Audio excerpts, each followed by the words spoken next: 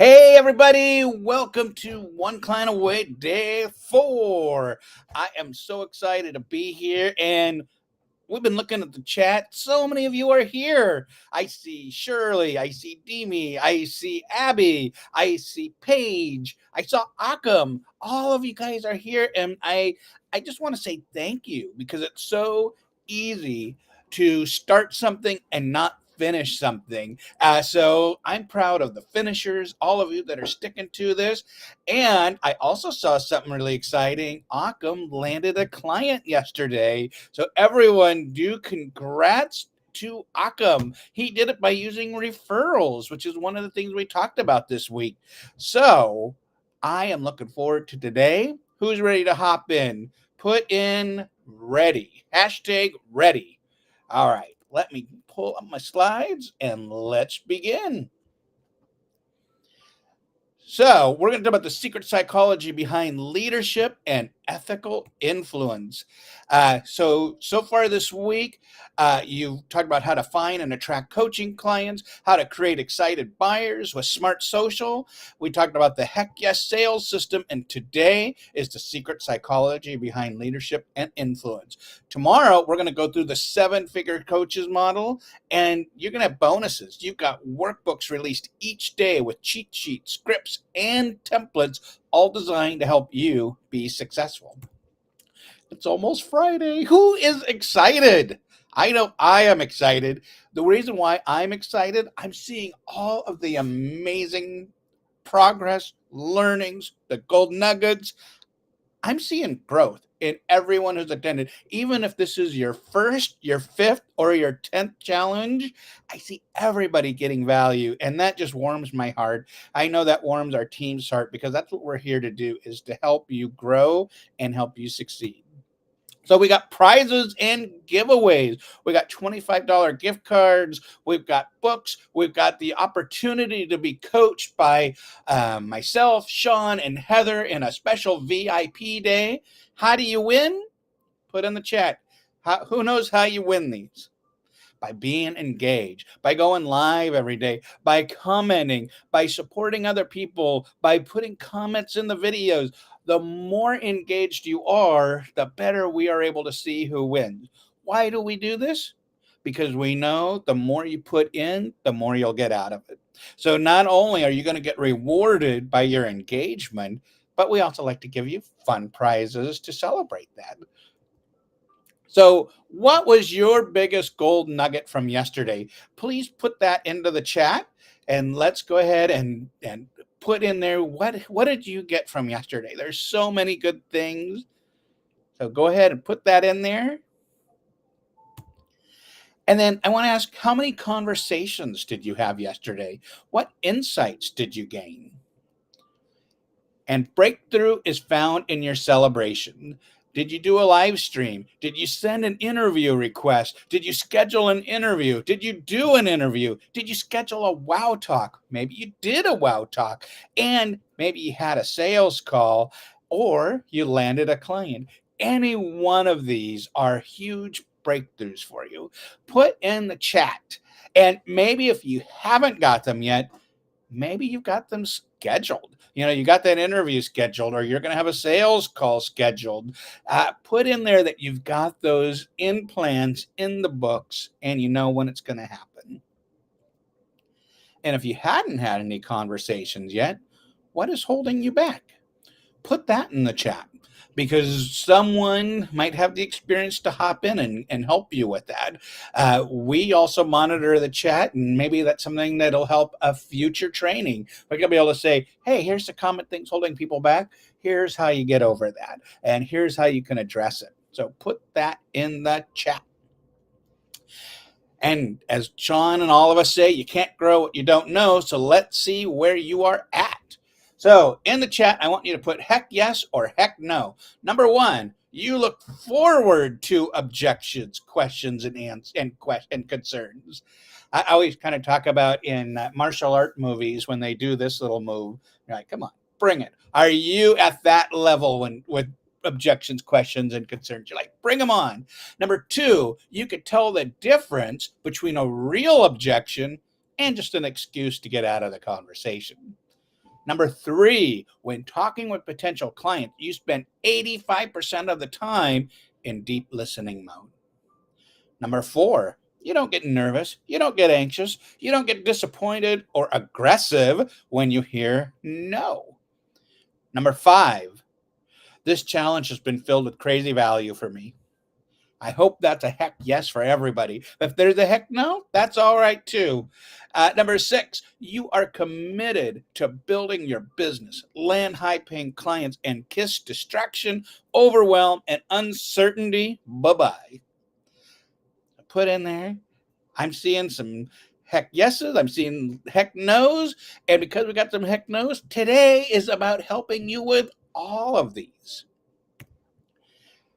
Who's starting to realize that day one, two, three, and today are building on each other and everything are starting to connect? Like, this isn't just different random stuff. It is all designed to be able to help you succeed as a leader in your business.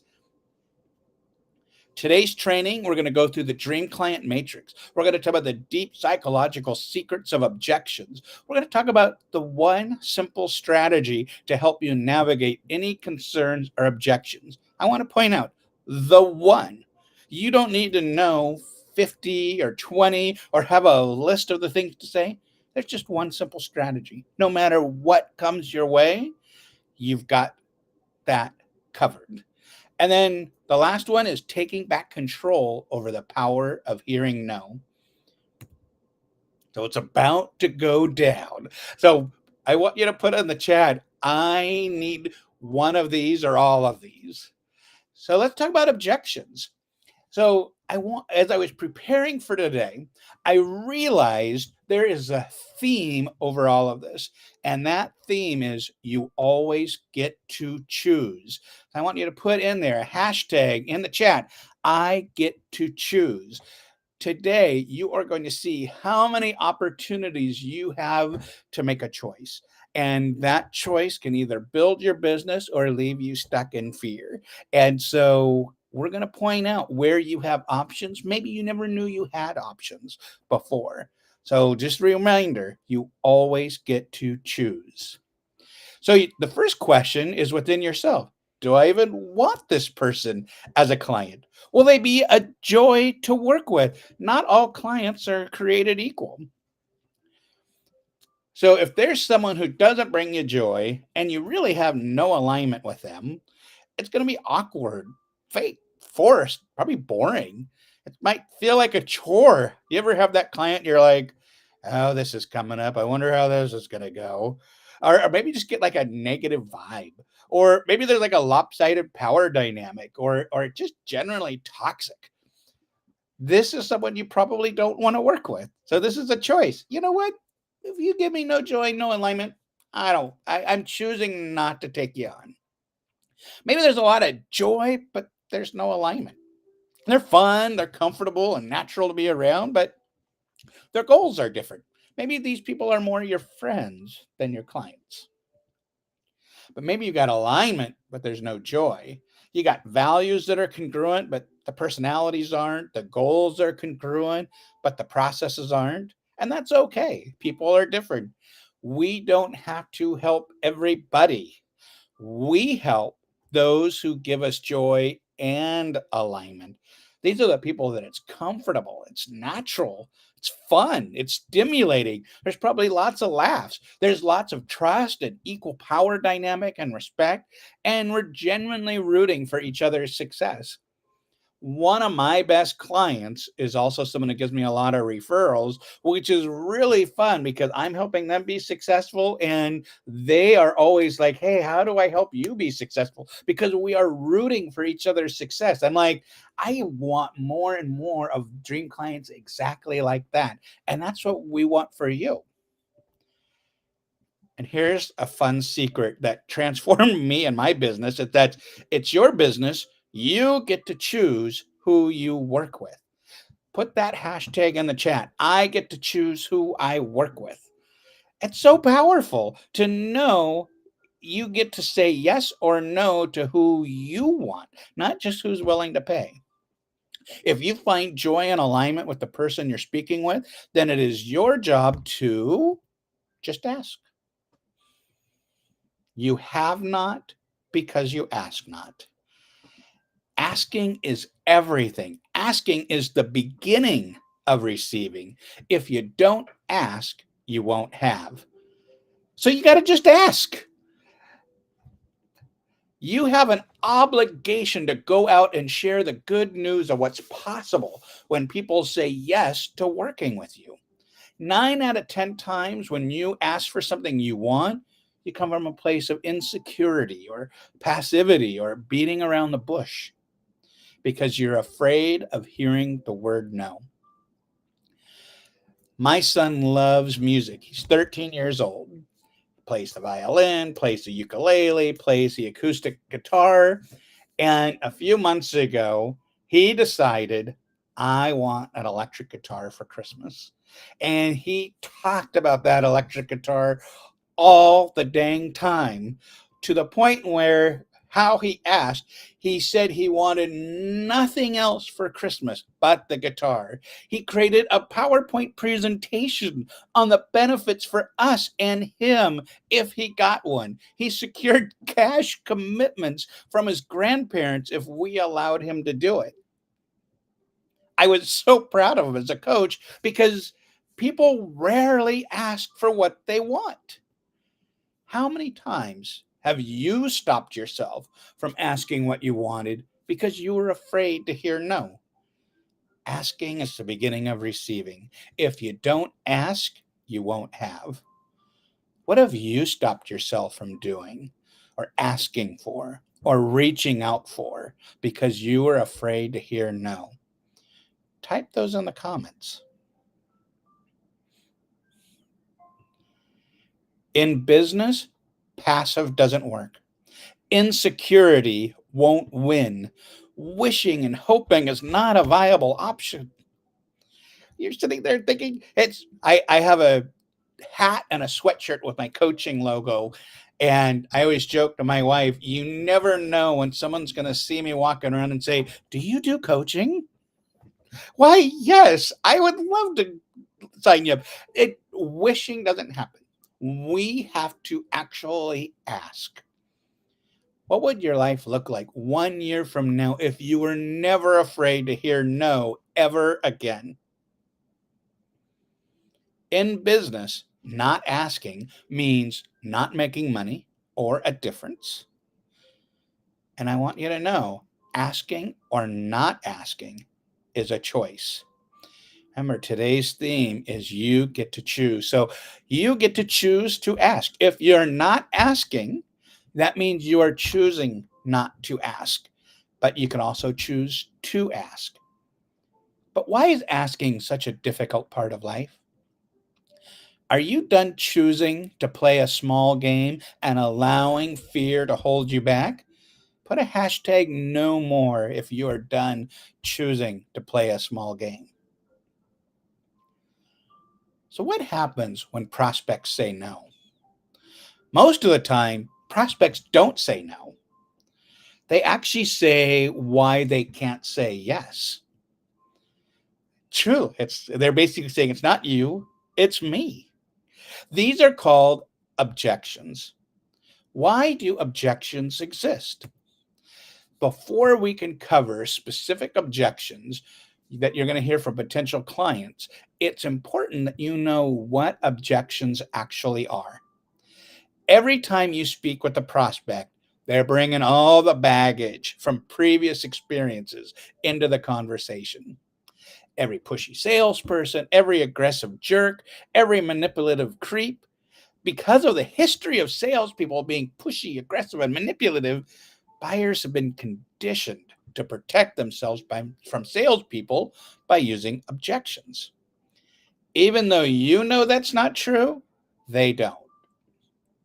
Buyers worry that you won't live up to your promises. They'll worry that you'll have manipulated them somehow or duped them into parting with their hard earned cash.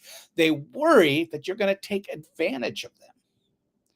Because of this, during any sales conversation, their subconscious is magnifying every flaw, risk, and concern they see about you or your offer to prove they are right about you. Can you see how, as a coach, expert, or freelancer, you feel excited about their opportunity to solve their problem, but all they see is change and danger? Can you see possibility, but buyers might be seeing danger and change? I also want to tell you this. Usually their fear is not about you. Buyers might not believe in themselves to follow through. Buyers might fear what the changes will mean once they accomplish their goals with you. And every human, buyer and seller, lives with an underlying fear that change will always make things worse, which means our buying habits are driven by a deep psychological need to avoid irreversible and dangerous change. So when your buyer is faced with options, they will always gravitate towards the one that is perceived to carry the least amount of risk. Objections are your buyer's survival mechanism to avoid threatening, irreversible decisions that would create negative change in their life. Think back to the last time you invested in something. How pessimistic were you? Did you doubt that they'd come through? Were you skeptical that they'd actually fulfill their end of the bargain? Think of the last time you were walking down the street and someone with a clipboard or flyer wanted your attention. You're like, nope. Uh-oh. You're like, I'm getting out of here. You're going to go to the other side of the street, or maybe you enter a different door just so you don't have to deal with it. Think back to when you signed up for this challenge. When you signed up, were you skeptical? Did you have any doubts? Did you consciously sign up? Maybe you even thought, oh, this will be just another one of those challenges. That's a 5-day pitch fest. Can you see how you may have brought all the baggage from previous experiences into this one? And that's not a bad thing. You're supposed to do that. It simply means our job this week was to prove that we're not like everyone else. And I hope we've done that for you this week so far. Objections are a natural part of the sales process, not an interruption of it. I hope everyone right now sees this is a gold nugget. Put that in your chat. Objections are a natural part, not an interruption. Your ability to professionally handle your buyer's objection is proof that you're different and that you truly know what you're doing. Can we dive even deeper? Because hearing objections does hurt. Maybe it's fear you won't know what to say, or that you'll look dumb, or that you'll hear no. You know, you're sitting there, you're talking, they're like, nope, that's it. Quiet, you. But let's think about what's the difference between an objection or a rejection? Objections are just signs of confusion. They're genuine concerns, they're curiosity. Maybe it's overwhelm, buying interest, or fear of change, but they're primarily focused on the buyer. They're saying, I don't know if I don't have time for this. I need to run this by my wife, husband, business partner, supervisor. Where rejections are personal insults towards you or about you. It is highly unlikely you're going to hear something like this because people aren't jerks, but they would sound like this. I'll never do business with you in a million years. Your business sucks and you're a loser. I don't like you or what you do. Notice how painful those are to hear? Even though you know I don't even mean any of it, it was even painful for me to even say. Why does it hurt so badly when you hear someone share an objection? When you hear an objection, a healthy brain is going to register it as a rejection. So whenever you hear an objection and it hurts, what should you do? Just get over it. Let's play Family Feud. Just get over it. Good answer. Good answer. Just get over it. Doesn't work. It is literally impossible to just get over it. and it's really insensitive advice. Rejection hurts, objections sting, and it's bigger than you think. Your brain has one primary job: to keep you alive. 5 times a second, at an unconscious level, your brain is scanning the environment around you and asking itself, is it safe here or is it dangerous? Maybe your brain's method of keeping you alive is to recognize and eliminate one thing: pain. Pain is a signal to your brain that something is wrong. There are large parts of your brain dedicated to recognizing pain. The anterior insula and the anterior cingulate cortex are fancy words for parts of the brain where physical pain is registered, right here in this little red area. Guess what part of your brain lights up like crazy when it hears rejections and objections? The same place. Even worse, rejections and objections are experienced in the brain with 5 times the intensity than physical pain. It's just lit up when that happens. It's like screaming, danger, danger, danger. That's why it's easier for you to remember a time when you were rejected than to remember the pain from breaking a bone. Can you think back to childhood and remember a time when you were rejected? Rejection sucks. Why? Why does rejection suck? Well, way back in the day, being rejected by your tribe or banished meant you would immediately lose shelter, fire, food, protection, and community. In other words, rejection was a death sentence. Although we don't live in tents or makeshift homes anymore, we are still part of several tribes. You've got your immediate family. You got your neighborhood tribe. We got the one client away tribe, your state tribe, your school tribe, your sports tribe, church, gym, national tribe. We're part of many tribes. And even if we get banished from one of these tribes, we now have options. We could just go to another gym. But even with all this civilization and progress, our brains haven't caught up yet. So whenever it hears rejection or objection, or even sees the possibility, what it's really seeing is we're all going to die. And in our life or death situation, your brain only has 3 strategies: it's going to fight, it's going to run away, it's going to flight, or it's just going to freeze. What's happening physically is your body tenses up with adrenaline. Your heart starts beating faster. Your pupils focus, preparing you to fight, flight, or freeze. Emotionally, your limbic system, the emotional part of your brain, literally looks like it's exploding. You saw that picture earlier. And intellectually, you become really dumb. Studies have shown that your IQ drops by at least 20% when you get rejected or see the potential for a rejection. Our brains are wired to notice what's wrong about something before ever noticing what's right about something. Our brains are biased to assume that situations are dangerous rather than not dangerous, which means if you're not sure about a situation, like in a sales conversation, you're going to default to reading it as unsafe and you're going to start reacting with a fight, flight, or freeze reaction. And that's the exact reason sales is a huge challenge for many. This is why talking about your offers, selling your services, or even networking can be such a difficult challenge and task for many entrepreneurs.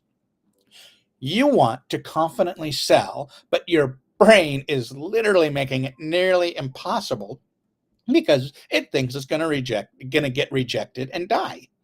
Potential clients want to confidently buy, but their brain is literally making it nearly impossible because it thinks salespeople are unsafe and wants to get away as fast as possible. But there's good news. Put in there a hashtag. There is good news. And I would just take a sigh of relief. You're not completely powerless.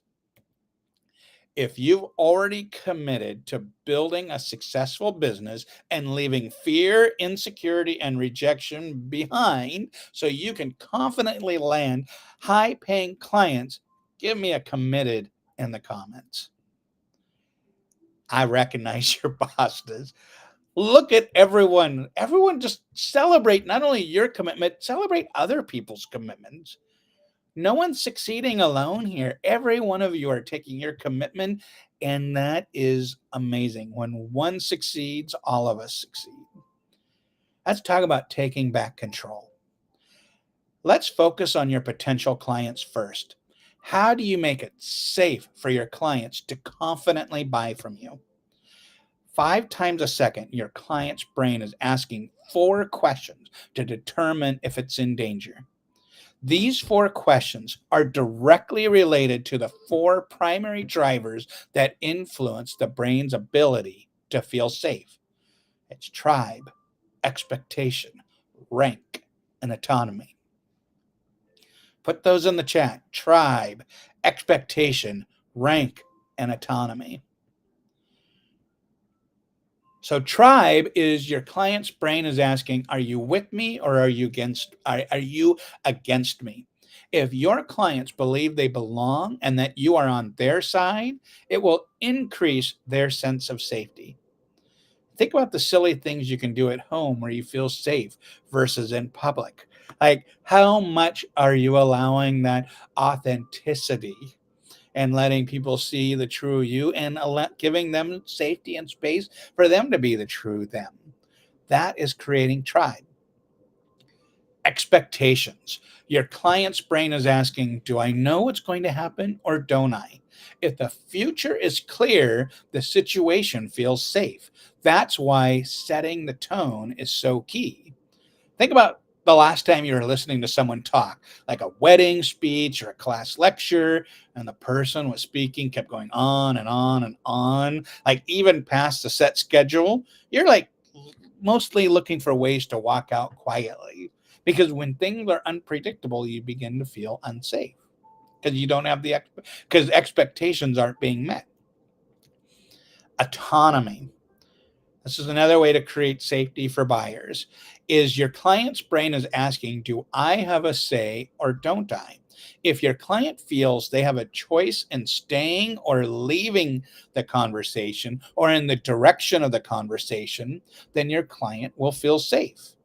Think about a time you were told to do something that you didn't want to do or do something you were going to do anyways. That's, the more people feel in control, the more they feel safe. So if you want to create a sense of safety for potential clients, it's vital to create a sense of tribe, to create clarity around what to expect, to have acknowledgement for their importance, and giving them control to leave. Are you getting how this can also impact your kids, your spouse, your friends, your family, and anyone else in your life? Now, let's focus on how we can make it safe for you to discuss objections, which, by the way, are buying indicators. I want to reiterate this. Maybe put this in the chat or screenshot this. Buyers say no when they don't want something. Buyers give an objection when they want something, but they have a concern before they can say yes. I am not a sports person. If someone said, hey, do you want to buy season tickets to go see a football team? That's an easy no for me. But if someone said, hey, do you want to buy a $700 custom built lightsaber?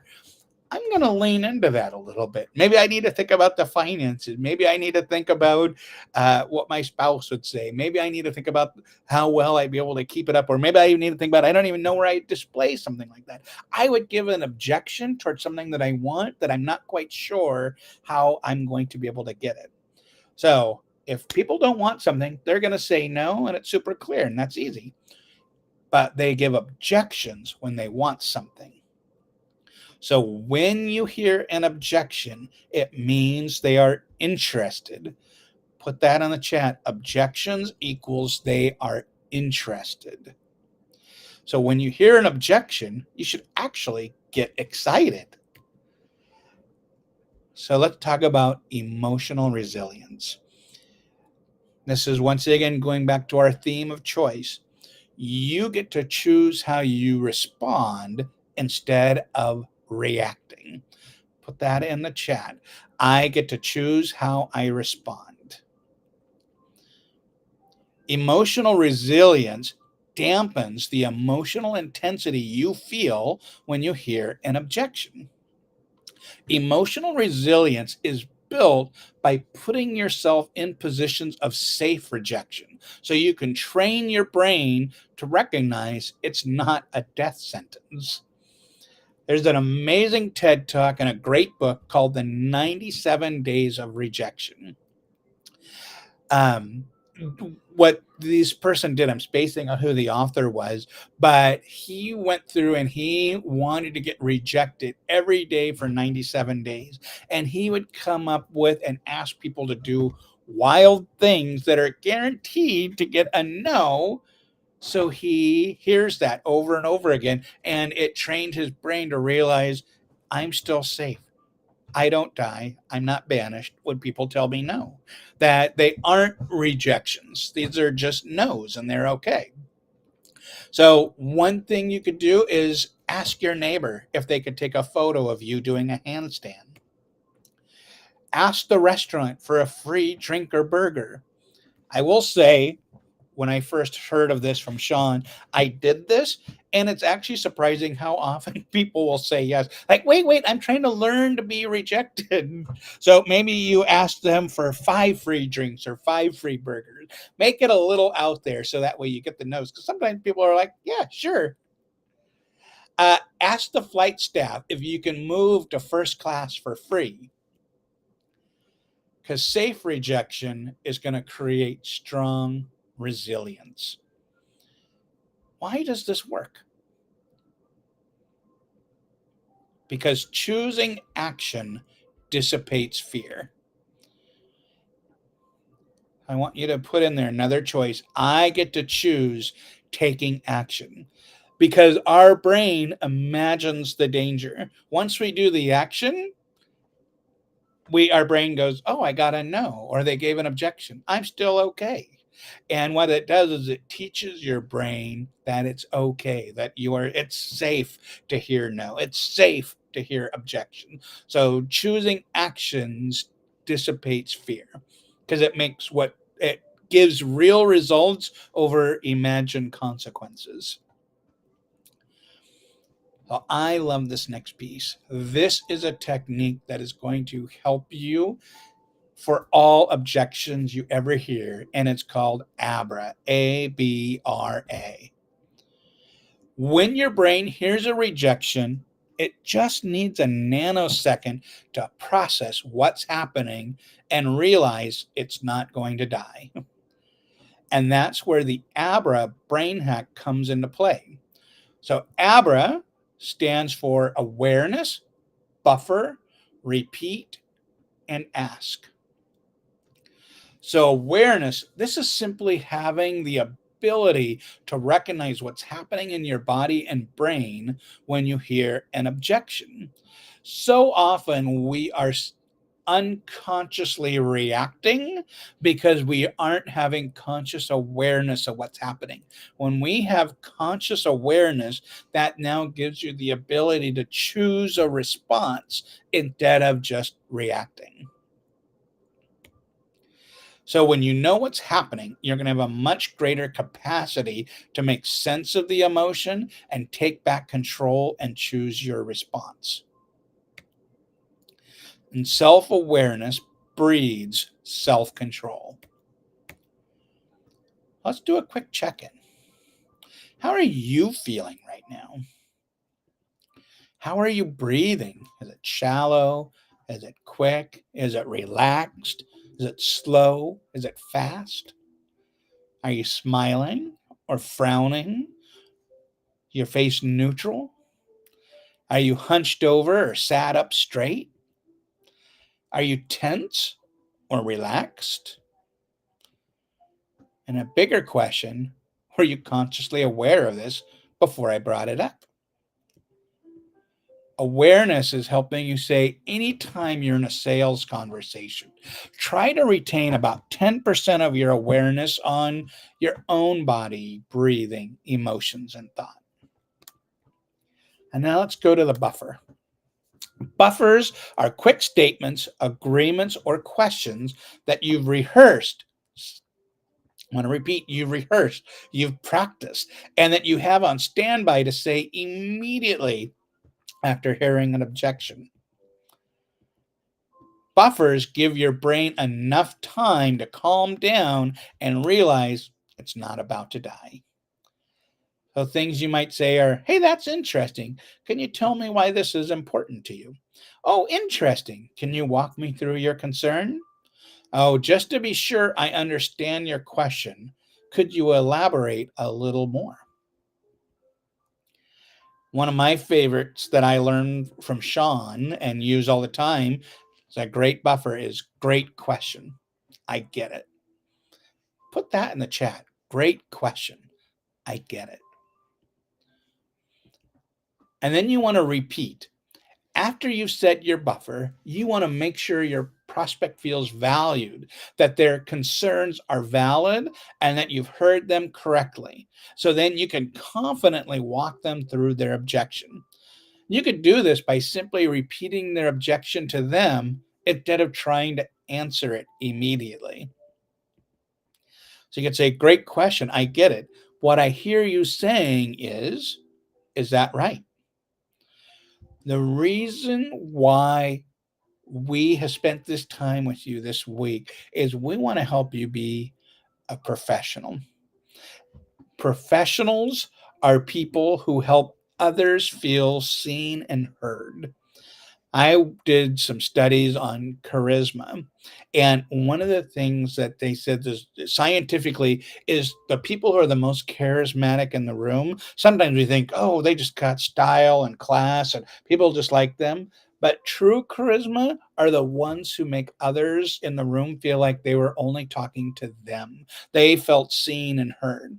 So when you do this repeat during the Abra technique, you are helping them, the potential client, feel seen and heard. And it's also giving your body time to realize it's not in danger. So it is a really powerful piece when you do that repeat. Great question. I get it. What I hear you saying is that right? And then ask. Before answering that question, you want to ask for any and all other concerns. It is important to get all of your prospects and concerns and objections on the table before moving forward. Otherwise, it's just become a ping pong of objection and answer over and over again. So a way to do that is to say, great question. I get it. What I hear you saying is that right? Now, great. Before we discuss that, are there any other questions or concerns you have right now? And you get to invite them to really call out what is all their concerns. Get them all out there, and then you are able to help them. So when you say, great, so what you're saying is that once we solve this, you can confidently say, heck yes, and sign up today. It's very important to know that avoiding objections is a very bad strategy. You are a leader and a professional. You are a starter. You are a finisher. You are a dreamer. You are a doer. You are incredible. You are amazing. And you are an entrepreneur and a world changer. Leaders and professionals don't avoid. Leaders and professionals make conscious choices. And we've been talking about that all throughout today, is they make choices consciously through awareness of themselves and others. So I want you to put that hashtag in the chat. I get to make conscious choices. So phrases leaders choose to tell themselves. Today is a great day to build and create. No one is responsible for my success besides me. I welcome the learning process with open arms. Everyone was once a beginner. I will not let someone else define my self worth. I need to have a bias towards action. I am rewarded when I do scary things. Forward is the only option. I am change and I cannot go back. My potential knows no limits. I may not know yet, but I'm going to surround myself with people who do. And I fill my cup so I can overflow into others. These are the things leaders choose to tell themselves. Do you think they tell themselves these just once and they're done? Great, great list. I got it. They tell themselves this frequently. Every one of these things on the list, if you're not you might not be 100%. So you need to say it a few times until your body begins to adopt that belief. You also might be 100% on something, have a challenging situation, and all of a sudden, maybe you're not 100%. So these are things you want to choose to frequently tell yourself. So do a screenshot of this if you haven't already, because you really want to get in the habit of saying these things until it becomes a part of how you show up. So I want to wrap up all of the things that we talked about that you get to choose. You get to choose who are the dream clients I work with. I get to choose to ask for what I want. I get to choose to play a bigger game in my business and life. I get to choose how I respond instead of reacting. I get to choose to take action.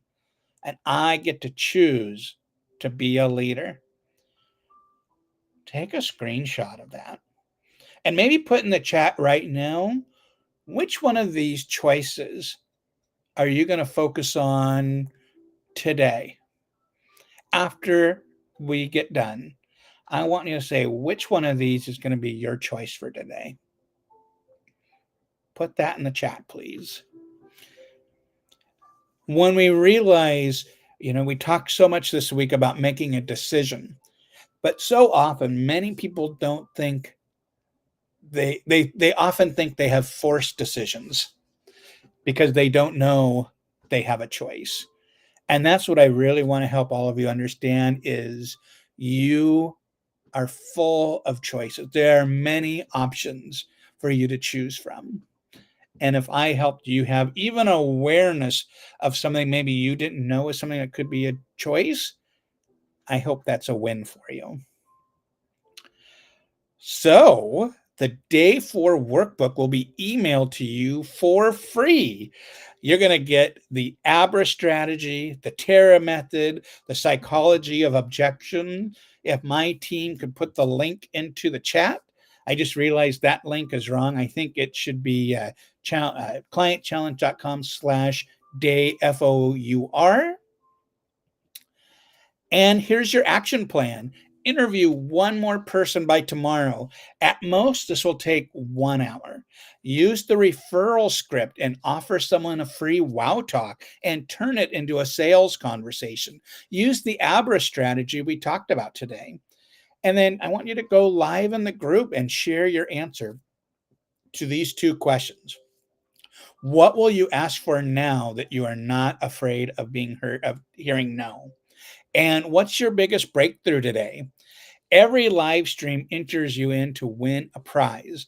And make sure you grab yourself a spot in the inner circle. We have one more inner circle today at 10:30. And the one we had yesterday was such a blast and so much learning and great things we accomplished. I just want to invite you to join and really get in on that kind of transformation and that kind of specific help. So continue to, as we talked about all the prizes, we got $25 gift cards, we've got book bundles, and we also have the VIP day where you actually get to work one-on-one with all 3 of us, Sean, Heather, and myself, on what is going to be your most needed topic. So let us just get ready to jump and be excited for a powerful day 4 and getting ready for day 5. So the $25 Amazon gift card will be given away every day to one lucky live viewer. All other prizes will be announced live on Friday at 9 a.m. tomorrow, Pacific time. And once we say who wins the $25 gift card, you got to send an email to support@abundanceworldwide.com. Got to be in the next 72 hours. If not, you won't get it. 73 hours, it's going to go away. So make sure you hold on to that email. Hello, hello. Okay, before you go, we have a Yes. winner for the $25 Amazon gift card. And that Yep. winner is, drumroll please, Ding. Megan McVoy. Hey, congratulations, Megan. You just won yourself a $25 Amazon gift card. Congrats. That's so awesome. So this week, day 5 is the 7-figure coaches model. You're going to get the workbooks released each day with cheat sheets, scripts, and templates. And I just want to thank our CEO, Sean, our COO, Dan, our Chief Experience Coordinator, Heather, and then I am the Chief Abundance Officer, Brian. There's a slide with all of the different books that have inspired our team to create this challenge this week. And let's jump into some Q&A. Oh my gosh, that was so good, Brian. I am so excited to be hosting you in day 4 because you're such a great coach. If you have questions, go ahead and put hashtag questions in the chat. You can also use that QR code. Just simply take a picture of that QR code. You'll be able to get the day 4 workbook. And here's a little secret. You'll be able to, if you go to the day 4, I believe there's links to day 1, 2, and 3, or you can just put clientchallenge.com/day 1, day 2. Make sure you type it out. ONE for 1 instead of the number 1. So awesome. Let me know if you have any questions. I'm curious, Brian, what is like the big thing you want people to take away going forward? Like, what is the big juicy theme that you want people to take away? I heard Yeah. several today. What's Yeah. the one? I think the main one is recognize you have a choice. And when we are indecisive, we are choosing to not do something. And that's okay, but I really want to help people just recognize that you are in control of your choices, and our choices are what lead us to decisions, which lead us to actions, which lead us to results. So it all comes down to choice. And I think the other piece why I'm so passionate about choice is that's where empowerment is, when you realize you have the power to choose. Yes, our brain is going to be fired off when we hear objections. That feels like rejections, and it's going to want to react. But once we have the awareness that's what's happening, we get to say, hey, I'm choosing this response. I honor you, brain, for keeping me safe, but you know what? I'm going to use the ABRA technique because I know it's going to give me and my potential client space, and it just shifts everything, especially when you get into the fight, flight, or freeze. It's easy to then not take action. So when you get to choose action, you get to say, fight, flight, or freeze. This is the reaction that's coming up. Wait, I'm choosing to take action because I know I need a reality check because my imagination is thinking there's more danger than there actually is. So good. I have 2 questions that have come up. Great questions, by the way. Keep asking them. I also want to know: have you heard an objection, and you didn't know how to overcome it? We want to help you kind of work and explore that. Especially, we're going to work on that in the inner circle. So I know we have some inner circle. If you have not joined the inner circle, today's the last day to join inner circle to get private coaching with Brian today. So somebody says emotions are signals, not facts. I love that statement. And then somebody asked, I think this was Catalina, asked, what's the difference between choice and decision? Yeah. So we can't make a decision until we know we have a choice. So the choice precedes the decision. Because I think so often, we always say, oh, we got to be decisive. But if we only think there's only one option, that's not a decision. And so to be able to say, I can go left or right, I could take action, I can do that. You might choose, you know what, I'm going to honor this fear and I am going to be proud of myself for fight, flight, or freeze. And I'm deciding to stand it and I'm going to decide not to take action. But you recognize that you have a choice to make a decision on. And you also get to say, oh, wait, these are the things that are coming at me. What other options do I have? So Mm, often we go towards we think there's only one choice, or we think there's the obvious choice, but we don't pause and say, what other choices do I have to make? And just that simple pause lets you know, oh, I can actually choose something else and then decide on it. yeah, that's so good. What's so interesting is I think that's the power of coaching, right? Like that's what we do as coaches is we open up possibilities for other people where they Mhm. only see one way of living or one way of doing something, or even two, and it feels like I'm stuck between a hard and a rock and a hard place. I only have these two options. What we do is we say, hey, let's open up possibilities. What's Mhm. possible if there were five more other choices available to you? And then you actually have a decision you can make. So I Mhm. think that's super powerful. We open up choices as coaches, and personally, we need to know that there are choices that we can choose so that we can make better decisions for ourselves. So so so good. If you have a question, go ahead and put hashtag question in the chat. Somebody says hashtag gold nugget. They can't decide to work with me until they know it's their choice to make. Somebody Mm. said, hashtag that was gold. Somebody said we have options. I think it was Occam who put the brain blowing up emoji. It was so so good. Okay, somebody asked, and I think this was Occam, which is kind of a fun question. But let us know if you have any questions. We'll take questions for about one more minute. But fun question from Occam, which is I'm looking for it. What is the boldest ask you have made, Brian or Sean? So Brian, what's the boldest ask you have made? Um, it was So there was someone that I was working that it's kind of a friend of the family, and I knew she had a bunch of leadership challenges, and I had a group call that was going to be for $1,000 package, and she was really excited. She was ready to sign up for the $1,000 package, and I said, I would love to serve you with that, but from all of our conversations, I'm actually hearing this need.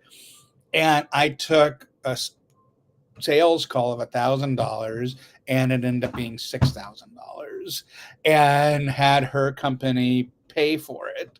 And it really focused on that. So I think just recognizing that even in the moment, if you truly know what people need, you could just put that out there. And then I will say I'm also working on a new bold ask, which is going to be working with me directly for $100,000. There is someone that I know. His name is spacing on his name now, but oh, I Rich, can't remember what his name is. Steve. No, it's not Rich. It's another person. This is actually Rich Litvin's coach. Mm, And this guy charges $250,000 a year just to meet with him 2 hours a week. And I'm like, you know what? I'm going to go for that. So I'm going to be the $100,000 version of this guy. So that's my new bold ask. yeah. Okay, wait a minute. Did you all see the balloons that just like Yeah. popped up with Brian? How do I Yeah. get these balloons I to don't pop know. up For for some reason, me? when I do this randomly, I get balloons. I don't know how to That's turn it so off. fun. Yeah. Okay, so I think there's a couple of things that came up for me in reading this question, um, and I want to kind of explore what you just shared as well, which is having $100,000 offer or $250,000 offer. What's so interesting is boldness. For my experience of boldness has been um, contextual. So like what was bold for me, let's say 10 years ago, is natural or normal for me today. So, for example, I remember when my very first sales call, I was so scared. I was supposed to charge $200 and I charged $10. But asking for the $10 was the boldest thing I had ever done up until that point in my life, because I'd never, ever, ever asked for money outside of like, can I get a 10-cent raise? And so asking for $10 to go do something in return of the $10 was a big deal for me at that moment. And it kind of launched my perspective of being able to see the world in with the lens of problem solution, of, oh, people have problems, I potentially have the solution, and they're willing to pay me for that solution. And it was the way I connected. Coaching could actually not just be something I've fallen in love with, but coaching could actually be something that I could like make a living off of. And it was really powerful in that moment.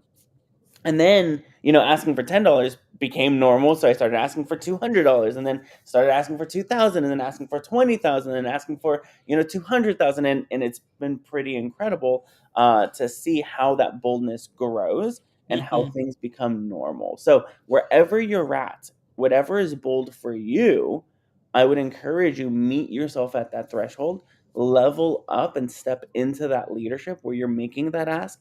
And even if it's a $10 ask, and that feels big for you, that feels bold for you, then that's amazing, because you're making that decision to step into it. So, so good. I think I have one more question that came in. Somebody just said, I can totally relate to the bold ask of being contextual. $20 an hour as a beginner coach to $10,000 now, which is awesome. Somebody said, how many of us are examples of conditioned becoming unconditioned with autonomy and skill? So Mm. good. Somebody says, hashtag been there, done that. Mhm. So good. Okay, so here's what I want to encourage everyone to do is step into your leadership, jump into the inner circle. If you have not yet jumped into the inner circle, you're going to get support with Brian, and it's going to be pretty incredible. Brian, last words. I'll hand it off to you. Yeah, I just say I think the last words is recognize the power of Abra. And I really want you to practice that. If you need to reach out to other people and one client away and just to learn how to do the, to do the, hey, I get it. Good question. Repeat. And bring all of that out there, because the more you practice it, the easier it's going to be in the moment. That's one of the things that I love about this community is we all want each other to be successful. So practice so that way you're not having to try it live in front of a potential client. You're going to go in prepared and ready. Oh, thank you all for an amazing day for everybody. Take care.